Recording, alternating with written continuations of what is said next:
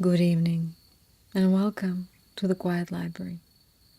Tonight, we leave the bustling ports of Mediterranean and the greatest libraries and the ancient roads of empires behind us. Instead, we travel to an island where mountains cradle peaceful valleys, where temples rest beneath towering cedar trees, and where each spring millions of delicate blossoms transform an entire city into a sea of pale pink. Tonight, we arrive at Kyoto. The year is around 1400. Japan is in the Muromachi period, a time of remarkable artistic and cultural development. Although political power often shifted among military leaders, Kyoto remained the imperial capital and the heart of Japanese court culture. The first light of dawn has only just begun to touch the eastern hills. A cool morning mist hangs above the Kamo River. Its clear water flows gently through the city, reflecting the pale colors of awakening sky. The air is wonderfully fresh. It carries the faint scent of damp earth, pine, and unmistakably cherry blossoms beginning to open beneath the warmth of early spring. For a moment, everything is still. Then, a single bird begins to sing. Another answers soon. The quiet chorus of morning spreads through the trees. The city, the city is awakening. And we begin walking along a narrow stone path. Traditional wooden houses line the street. Their sliding paper doors remain closed. Thin streams of smoke rise from a few rooftops as families prepare the morning meal. Somewhere nearby, a broom gently brushes across the stone. An elderly shopkeeper carefully sweeps fallen cherry blossoms from the entrance to his store. There will be more. The blossoms never last long, and perhaps that is precisely why people treasure them. Kyoto has been Japan's capital since 794 AD, when Emperor Kanmu moved the imperial court here from Nara. He named the new capital Heian-kyo, meaning capital of peace and tranquility. Unlike many older cities that grew gradually over centuries, Kyoto was carefully planned. Its streets were laid out in a grid inspired by the great Chinese capital of Chang'an, reflecting cultural exchanges that shaped early Japan. Wide avenues crossed the city. Neighborhoods were carefully organized. The imperial palace stood near the northern center, symbolically overlooking the capital. As we continue walking, the city slowly comes alive. A young apprentice carries buckets of fresh water balanced across a wooden pole resting on his shoulders. A merchant opens heavy wooden shutters. A woman carefully hangs freshly dyed fabric outside her workshop. Life begins quietly here, without hurry, without noise. The path leads us toward one of Kyoto's many temples. But long before we see it, we hear it. A deep bronze bell. A single note rolls gently across the valley. The sound lingers for many seconds, growing softer. until again only silence remains. Temple bells were never meant simply to mark the hour. In many Buddhist traditions, their sound invited people to pause, to become aware of the present moment, and to let distracting thoughts drift away. Perhaps that invitation still speaks to us today. As we pass beneath a wooden gate, cherry trees stretch overhead, soft pink petals drift through the morning air. Some settle upon the moss, others float across the quiet stream beside the path. The Japanese have admired cherry blossoms for centuries, not only because they are beautiful, undeniably so, but because they bloom so brilliantly and then disappear within a matter of days. Their brief flowering became a symbol of mono no aware, a Japanese idea often described as an awareness of the gentle sadness and beauty that comes from knowing all things are temporary. Rather than making life less meaningful, impermanence makes each moment more precious. A blossom is beautiful precisely because it does not last forever. We pause beside a weathered stone lantern. Beyond it, a temple roof slowly emerges from the morning mist. It's gently curved and seems to float above the surrounding trees. The temples have watched these blossoms return every spring for hundreds of years, and every spring the city becomes new again. We will step through those temple gates and discover how faith, architecture, gardens, and silence shaped one of the most peaceful cities in history. The morning sun has climbed a little higher. Its gentle light filters through branches heavy with blossoms. Every breeze sends another delicate shower of pale pink drifting toward the earth. And for a few quiet moments, it almost feels as though the city itself is breathing. We continue along a narrow stone pathway. The sound beneath our feet changes. Smooth paving stones become carefully placed stepping stones, separated by patches of soft moss that have grown undisturbed for generations. Ahead, a simple wooden gate stands open. There is no guard, no grand announcement, only silence. We pause before entering. We bow our head gently, not out of obligation, but out of respect. Many visitors do the same. We step inside. The air immediately feels cooler. Towering cedar trees shade the temple grounds. Their trunks rise like ancient pillars toward the sky. The scent of cedar mixes with fresh earth and incense drifting gently from the main hall. Somewhere nearby, water flows quietly into a stone basin. A bamboo fountain slowly fills, tips forward with a gentle knock, then begins again. Its rhythm has marked peaceful mornings here for centuries.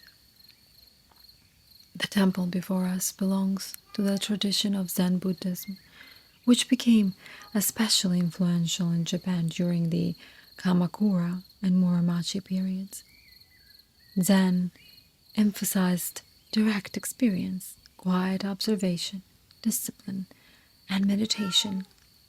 Rather than seeking constant distraction, it encouraged people to notice the present moment, the sound of water, the movement of waves, of leaves, the feeling of one's own breath. Even ordinary tasks, when performed with full attention, could become forms of practice. We remove our shoes before stepping onto polished wooden floors. The boards give a gentle creak beneath our feet. Sunlight filters through paper shoji screens, creating soft patterns across the room. The simplicity is striking. There is very little decoration, no unnecessary furniture, no crowded walls. Everything has purpose. This simplicity reflects an aesthetic that would later become closely associated with Japanese culture, finding beauty in restraint, balance, and harmony rather than abundance. An empty room leaves space for the mind to become quiet. Outside, a monk carefully sweeps fallen blossoms from a stone path.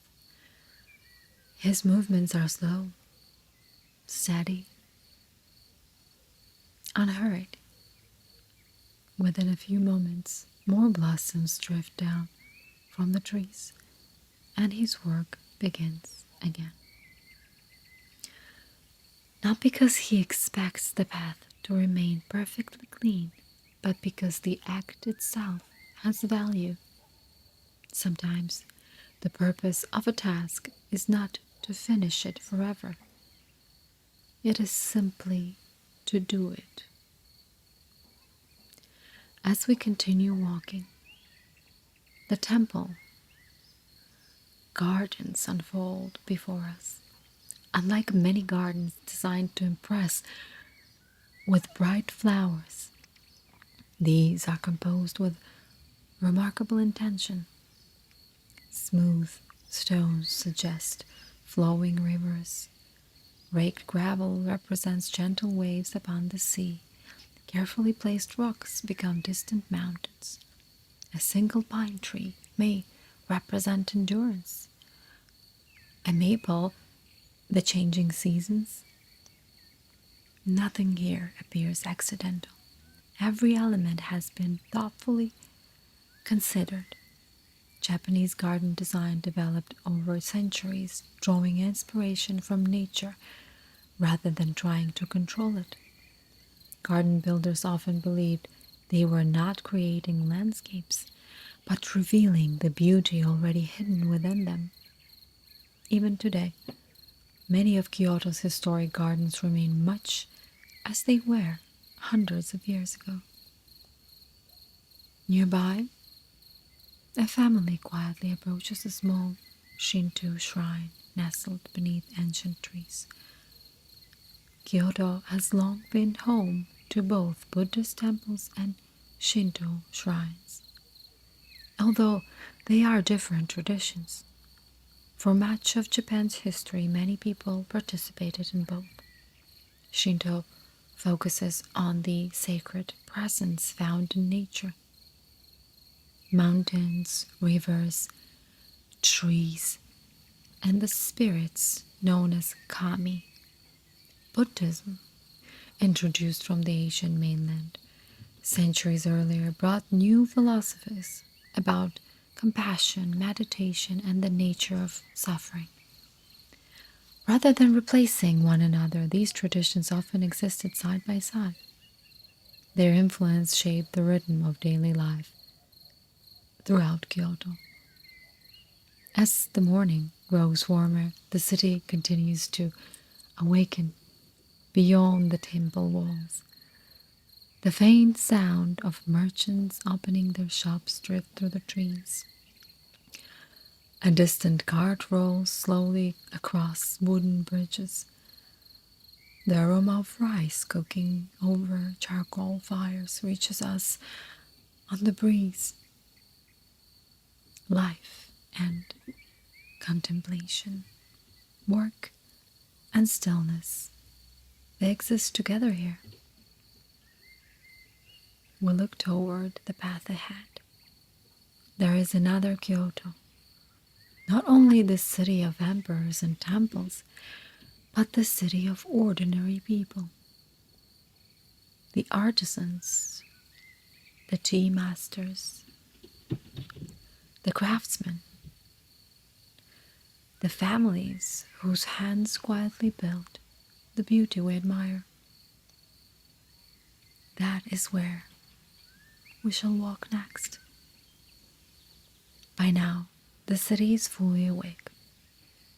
Sunlight spills gently across tiled rooftops. The morning mist has disappeared, leaving behind a sky of brilliant blue above the distant mountains. As we leave the temple grounds, the quiet still accompanies us. Kyoto is not silent. It simply never seems to hurry. We enter one of the city's artisan districts. The streets here are narrower. Traditional wooden townhouses known as machiya stand shoulder to shoulder. Their dark timber facades face the street, while hidden gardens lie quietly behind them. Many families lived and worked in these homes for generations. The front rooms welcomed customers, the rear rooms became workshops, and beyond them, tiny courtyards brought fresh air and light into the house. Our guide gently slides open one wooden door. Inside, a potter sits before a spinning wheel. His hands move almost effortlessly. A simple lump of clay slowly rises beneath his fingertips, and perhaps a ball begins to appear. It's not perfect, not identical to any other, but it's balanced. The potter pauses. He studies the curve, then makes the small adjustment. We smile. In Kyoto, craftsmanship was never about speed. It was about giving ordinary objects extraordinary care. The finished bowl may one day hold nothing more than rice or tea, yet it is made with the same attention an artist might give a great sculpture. Nearby, the rhythmic sound of weaving fills another workshop. Wooden looms move gently back and forth. A young apprentice carefully guides brightly colored silk through the growing fabric. Kyoto became famous for producing luxurious textiles, especially the richly decorated silks used for ceremonial clothing and elegant kimono. Many patterns were inspired by nature, flowing rivers, maple leaves, pine branches, cranes, cherry blossoms. The changing seasons became woven directly into everyday life. Farther down the street, the smell changes once again. Warm cedar, fresh bamboo, sweet incense. A carpenter is shaping a beam using only hand tools. There are no engines, no electric saws, only finely sharpened planes, chisels, and remarkable patience. He carefully studies the grain before making each cut. Japanese carpenters became renowned for creating buildings that used intricate wooden joints instead of large iron nails. Some temples built centuries ago still stand today because of these extraordinary techniques. We run our hand gently across one finished beam. It is said that a master carpenter listens to the wood before deciding how it wishes to become part of a building. Whether every craftsman believed that or not, the result speaks for itself. Many of Kyoto's historic structures have survived earthquakes, storms, and centuries of changing seasons, not because they resisted nature, but because they were built to move gently with it. As we continue walking, a pleasant aroma begins drifting throughout the air. Roasted tea, fresh rice, soy, grilled fish. Families prepare the midday meal. A woman kneels beside a small charcoal stove. Steam rises from a pot of rice. Beside it rests a simple meal. Pickled vegetables, miso soup, a small piece of grilled river fish, seasonal greens gathered from nearby fields. For many people living in medieval Kyoto, meals were modest. Rice was precious, especially for wealthier households, while many ordinary people also relied on barley, millet, vegetables, and locally available foods depending on the season and the region. The changing seasons shaped not only festivals, but dinner. Spring offered bamboo shoots, summer brought cucumbers, autumn provided mushrooms and chestnuts, winter called for warming soups and preserved vegetables. Living with the seasons became part of daily life. Not far away, children laugh as they chase one another beneath flowering cherry trees. One little boy carefully catches a blossom before it reaches the ground. His mother smiles. She tells him not to keep it, but instead she encourages him to watch where the breeze carries it. Because some things are more beautiful when allowed to continue their journey. We stop beside a quiet tea house. From inside comes almost no sound at all, only the gentle whisking of powdered green tea into warm water, the tea ceremony. Was becoming an increasingly refined art during this period. It was never simply about just drinking tea. It was about attention, respect, calm, and sharing a peaceful moment with another person. We will soon step inside one of those tea houses, where a simple bowl of tea will reveal one of Japan's most enduring traditions, and where we will discover why beauty is often found in the smallest, quietest moments of everyday life. The afternoon sun hangs gently above the rooftops. Its light has grown warmer now, casting long shadows beneath maple trees and wooden gates. The city seems to move at an unhurried rhythm. Merchants continue greeting familiar customers. Artisans quietly return to their work. Temple bells occasionally echo across the valley, and above it all, cherry blossoms continue drifting slowly through the air. We go toward a small wooden building tucked behind a bamboo fence. It would be easy to walk past without noticing it. There are no elaborate decorations, no grand entrance, Only a simple gate, a stone path, and a small lantern, weathered by centuries of rain. This is a chashitsu, a tea house.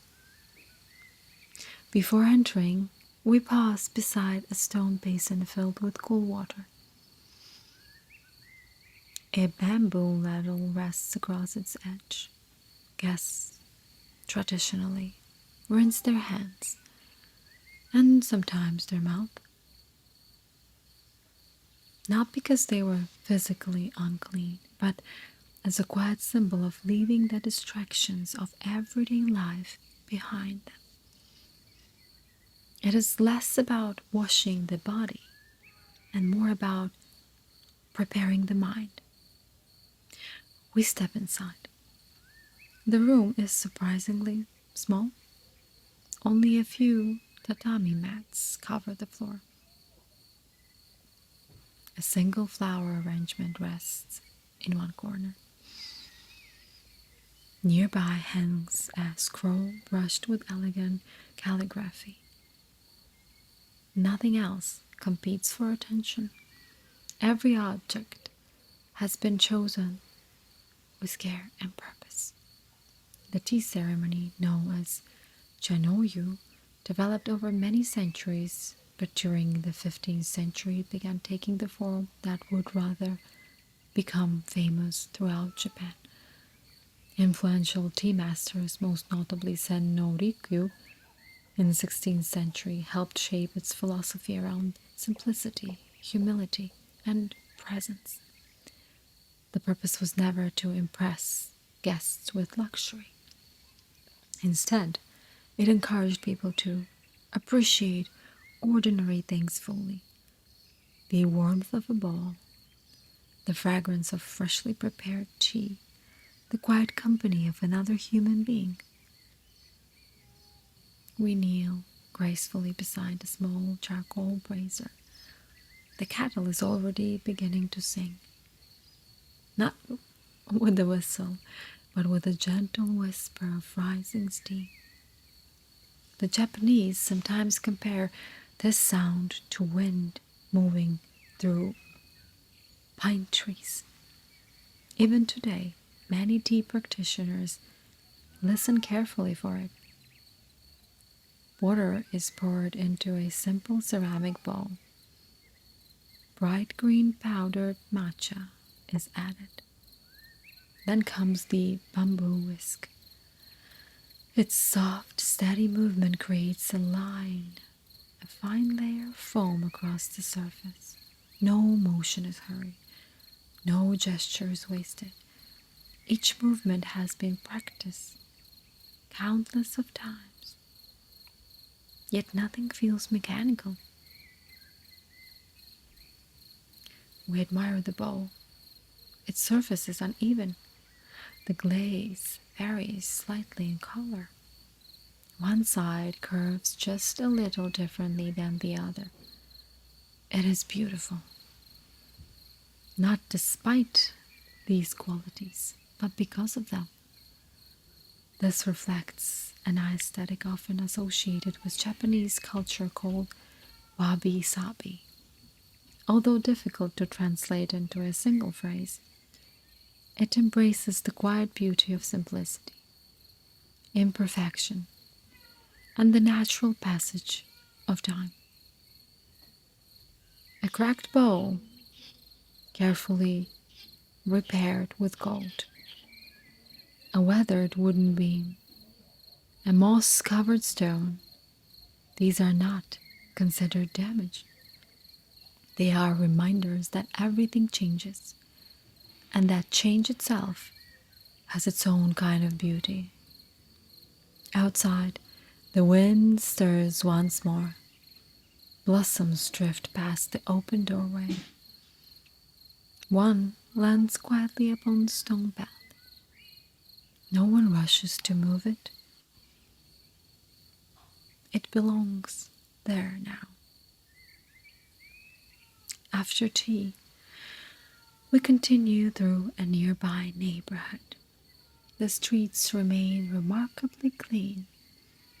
Residents often swept the areas in front of their homes each morning, not only to remove dust and leaves, but also as a way of showing care for their community. Children stop to bow politely as elders pass. Neighbors exchange quiet greetings. No one appears to be in a hurry. As evening approaches, paper lanterns begin appearing outside shops and homes, one by one. Their soft golden light replaces the fading sun. The city is changing once again, not becoming louder, gentler. We pause on a small wooden bridge crossing the Kama River. The current catches the last reflections of daylight. The day is ending, but Kyoto has one more story to tell. We smile toward the lanterns beginning to glow in the distance. We shall spend the evening in Gion, where music, tradition, and centuries of living history still walk quietly throughout the streets. The sun has now slipped behind the western mountains. For a few lingering moments, the sky glows with shades of gold, rose, and then deep violet. Then, almost without any notice, evening settles gently over Kyoto. The city does not become quiet because people disappear. It becomes quiet because everything slows. The day's work is finished. Wooden shutters close one by one. The smell of cedar mingles with the fragrance of evening meals drifting from family kitchens. Soft laughter escapes through paper windows. Somewhere in the distance, a temple bell sounds once more. Its final echoes dissolve into the cool night air. We go toward one of Kyoto's most famous districts, Gion. Today it is known around the world, but centuries ago it began as a neighborhood serving travelers who visited the nearby Yasaka shrine. There were tea houses, small restaurants, and inns gradually appeared along its narrow streets. But over generations, Gion became one of Japan's most celebrated centers for traditional arts. We step onto a beautifully preserved stone lane. Wooden buildings lean gently toward one another. Paper lanterns glow outside each doorway. Their warm light reflects across polished stones still damp from an afternoon shower. Everything seems touched by amber. The evening breeze carries the scent of sandalwood, incense, fresh cedar, flowering jasmine climbing along hidden garden walls. There is music now, very soft. Not from loud performances, but from somewhere behind a sliding door. The delicate notes of a shamisen, a three-stringed instrument, drift into the street before fading once again. Listen carefully. The city never raises its voice. It simply invites you to come closer. Ahead, two elegantly dressed women walk quietly beneath the lanterns. Their silk kimonos shimmer softly in the evening light. Their hairstyles are carefully arranged. Each graceful step is measured. Many visitors today hope to catch a glimpse of geiko, as Kyoto calls its highly trained female entertainers, or maiko, their younger apprentices. Contrary to many myths, their profession was never simply about appearance. They devoted years to mastering traditional dance, music, poetry, conversation, etiquette, and the refined arts of hospitality. A young apprentice often trained for several years before becoming a full geiko.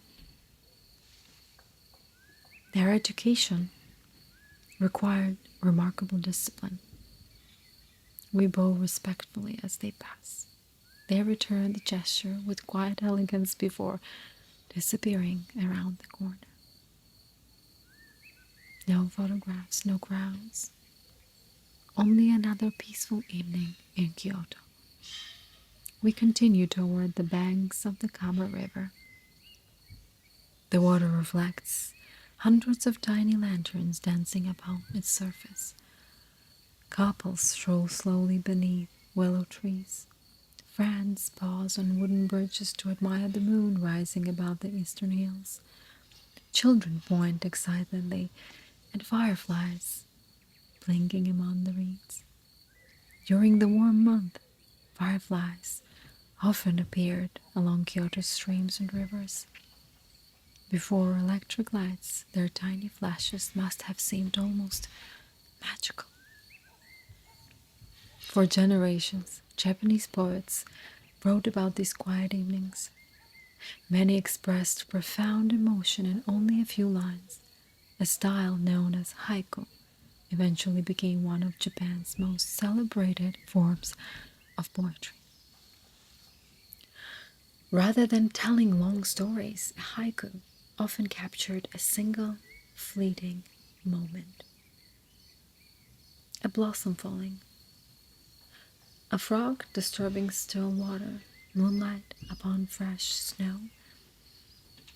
The poet trusted the reader to discover meaning within simplicity.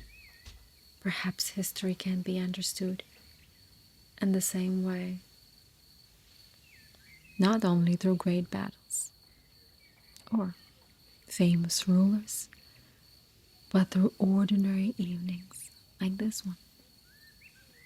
A family sharing dinner, a craftsman closing his workshop, a lantern reflected upon quiet water. These moments rarely appear in history books, yet they were the moments that filled most people's lives. We stop beneath a flowering cherry tree, overlooking the river. Only a few blossoms remain upon its branches. The season is already beginning to change. Within another week, most of these petals will be gone. Green leaves will take their place. Summer will quietly arrive. No one tries to stop it.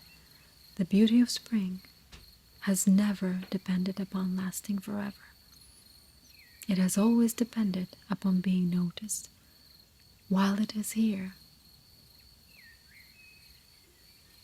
Cities change, empires rise, generations pass, but kindness, beauty, and the search for wisdom always find a new home. The lanterns continue glowing behind us. The river flows steadily toward tomorrow. Above the rooftops, the moon climbs higher into the peaceful night. And as our footsteps slowly fade into the quiet streets of Kyoto, we leave carrying something invisible. Not a treasure, not a souvenir, but a gentler way of seeing the world. The library will be here. Another volume will be waiting. Until then, May your dreams be peaceful and your curiosity never fade. Good night.